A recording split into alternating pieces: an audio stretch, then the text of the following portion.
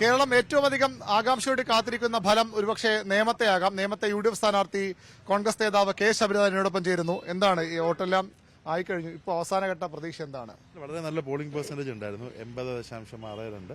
എത്ര വോട്ടുകളാണെന്നുള്ള കണക്ക് വന്നിട്ടില്ല. പക്ഷെ തീർച്ചയായിട്ടും നല്ലൊരു മുന്നേറ്റം ഉണ്ടാവും, നല്ല വിജയം ഉണ്ടാവും എന്നുള്ള പൂർണ്ണ വിശ്വാസമുണ്ട്. പൊതുവിൽ ചർച്ച ചെയ്യപ്പെട്ടത് LDF-ഉം BJP-യും തമ്മിലുള്ള നേർക്കുനേർ പോരാട്ടമാകും നേമത്തെ എന്നുള്ളതാണ്. അത് മാറ്റാൻ കഴിയുമെന്ന് പ്രതീക്ഷ? തീർച്ചയായിട്ടും അതിപ്പോൾ ആദ്യം അങ്ങനെയായിരുന്നു, പിന്നീട് UDF-ന്റെ കാൻഡിഡേറ്റ്സ് വന്നതോടെ പിന്നെ നമ്മൾ ഫീൽഡ് ഇറങ്ങി തുടങ്ങിയതിനു ശേഷം ഇന്നിപ്പോൾ ആരും LDF-കാർ BJP-കാർ അത് അവകാശപ്പെടുന്നില്ല. എല്ലാവരും ട്രയാങ്കിളറാന്ന് പറയുകയാണ്. ആ ട്രയാങ്കിളർ കോൺടെസ്റ്റിന്റെ അവസാനം വിജയിച്ചു വരാമെന്നുള്ള പൂർണ്ണ വിശ്വാസം നമുക്കുണ്ട്. ശബരി ജയിച്ചാൽ രണ്ടാം സ്ഥാനത്ത് ആരായിരിക്കും? തൊട്ട് പിന്നിൽ ആരായിരുന്നു? അങ്ങനെ ഒരു ഞാൻ അതിലോട്ട് കടക്കുന്നില്ല. ഇന്നിപ്പോൾ ശ്രീ ശിവൻകുട്ടി മിനിസ്റ്റർ പറയുന്നത് കേട്ടു, എന്തോ BJP ആൾക്കാർ വോട്ടെനിക്ക് വന്നിട്ടുണ്ടെന്നുള്ളത്. റഹീം പറയുന്നു ഞാൻ മൈനോറിറ്റി മേഖലയിൽ പോയാണ് വോട്ട് പിടിച്ചത്. രണ്ട് സൈഡിൽ നിന്നുള്ള വോട്ട് നമുക്ക് വന്നിട്ടുണ്ട്. കാരണം ഞാനൊരു മേഖല, ഒരു വിഭാഗത്തെ മാത്രം ടാർഗറ്റ് ചെയ്ത് വോട്ട് പിടിക്കുന്നില്ല.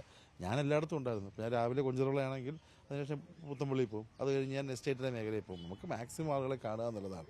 അപ്പം എനിക്കുള്ളൊരു വിശ്വാസം, പാർട്ടി സെക്രട്ടറി പറഞ്ഞു ഞാൻ മൈനോറിറ്റി മേഖലയെ മാത്രമേ പോകുന്നുള്ളത്. അങ്ങനെ പരാതി CPM-നുണ്ട്. കാരണം അവിടെ ന്യൂനപക്ഷ വോട്ടുകൾ വിഭജിക്കാൻ, വിഘടിപ്പിക്കാൻ ശബരി ബോധപൂർവ്വം ശ്രമിച്ചു. അത് പ്രശ്നം എന്താണെന്നറിയോ? അതൊരു കാഴ്ചപ്പാടിന്റെ പ്രശ്നമാണ്. ഞാൻ 18 വയസ്സിൽ മുകളിൽ എല്ലാവരെയും വോട്ടറായിട്ടാണ് കാണുന്നത്.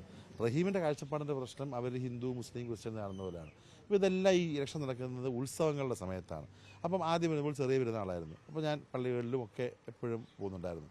പിന്നെ ഇവിടെയുള്ള എല്ലാ ക്ഷേത്രങ്ങളിലും, ചെറുതും ക്ഷേത്രങ്ങളിലൊക്കെ ഉത്സവം, പൊങ്കാല, ഇതിലെല്ലാത്തിടത്തും രാവിലെയും പോയി, രാത്രിയും പോയി, അർദ്ധരാത്രിയും പോയി.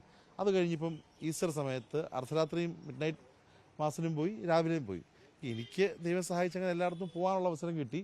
ഞാൻ 18 വയസ്സിന് മുകളിൽ എല്ലാ ആളുകളെയും വോട്ടറായിട്ടാണ്, ഇവിടുത്തെ ഒരു സംവിധാനം നിയോഗിക്കുന്ന തുല്യശക്തിയുള്ള പൗരനായിട്ടാണ് കണ്ടിട്ടുള്ളത്. അവരെ ഹിന്ദു, മുസ്ലിം എന്ന് വേർതിരിവില്ല. വേറൊരു കാര്യം, ഞാനവിടെ പോകണമെന്ന് പറയാനല്ല ശ്രീ റഹീം നിൽക്കുന്നത്. ശ്രീ റഹീം ടെലസ്കോപ്പ് വെച്ചിട്ട്, മൈക്രോസ്കോപ്പ് വെച്ചിട്ട് എന്നെ നോക്കുന്നതല്ല അദ്ദേഹത്തിന്റെ പണി. അദ്ദേഹം ചെയ്യുന്നത് അദ്ദേഹത്തിന് രേവന്ത് റെഡ്ഡിയുടെ റോഡ് ഷോയൊക്കെയാണ് അവർക്ക് പ്രകോപനമായത്. രേവന്ത് റെഡ്ഡിയെ പോലെ ഒരാൾ വന്ന്, അത് first of all road show plan ചെയ്തിരുന്നത് നമ്മൾ അസംബ്ലിയുടെ ഒരു 20 കിലോമീറ്റർ പ്ലാൻ ചെയ്തതാണ്. പെട്ടെന്ന് പ്ലാൻ മാറിയത് കൊണ്ട് അദ്ദേഹത്തിന് രാവിലെ തന്നെ ഹെലികോപ്റ്ററിൽ, എന്താ പറയുക, ഇനി ഞാൻ സത്യം പറയാം, ഹെലികോപ്റ്ററിൽ അദ്ദേഹത്തിന് പ്രോഗ്രാം, ഒരു കേരളത്തിന് 8 പ്രോഗ്രാം കൊടുത്തു. അപ്പോൾ അവസാനം ഒരു തീരുമാനം, എന്നാൽ അദ്ദേഹം രാവിലെ വരുന്ന വഴിക്ക് എയർപോർട്ടിനടുത്തുള്ള സ്ഥലം ഏതാ അസംബ്ലിയിൽ, ഈ പുത്തമ്പള്ളി മുതൽ നമ്മുടെ പരുത്തിക്കുഴി വരെയാണ്. അപ്പോൾ ഞാൻ പറഞ്ഞു ശരി, ആ വഴി പുള്ളി ഒരു 15 മിനിറ്റ് കിട്ടിയാൽ മതി.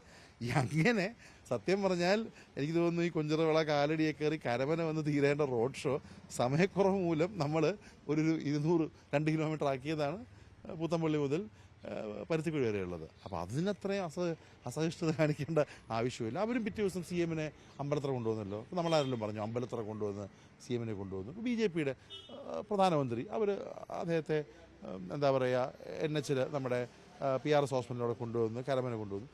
ഓരോ പാർട്ടിക്കുമാണ് ആളുകളെ കൊണ്ടുവന്നുള്ള അവരുടെ ചോയ്സ് ഇല്ലേ. അപ്പം നാളെ ഞാൻ ശ്രീ പിണറായി വിജയൻ അമ്പലത്തറ പോയത് ഇന്ന കമ്മ്യൂണിറ്റി വോട്ട് പിടിക്കാനാണ്, അല്ലെങ്കിൽ നരേന്ദ്രമോദി പോയത്, അങ്ങനെ പറയേണ്ട ആവശ്യമില്ലല്ലോ. ലീഡേഴ്സിനെ അവിടെ കൊണ്ടുവരാന്നുള്ള പ്രൊറഗേറ്റീവ് പാർട്ടിക്കുള്ളതാണ്.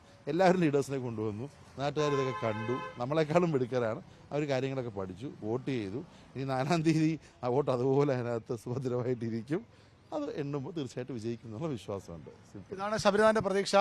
ഒരു പ്രത്യേക മേഖല കേന്ദ്രീകരിച്ച് മാത്രം വോട്ട് പിടിച്ചു എന്ന ആരോപണങ്ങൾ എങ്ങനെയാണ് ശബരി പ്രതിരോധിക്കുന്നത്? കൃത്യമായി തന്നെ എല്ലാ ആളുകളുടെയും വോട്ട് ചോദിച്ചു, അതിന്റെ ഭാഗമായി ആ പ്രദേശങ്ങളിലും പോയി. ഏതായാലും ശബരിനാഥ് വിജയപ്രതീക്ഷയാണ്. നിയമം തീർത്തും അപ്രവചനീയമാണ് എന്നാണ് ഇപ്പോഴും നമുക്ക് മനസ്സിലാക്കാൻ കഴിയുന്നത്.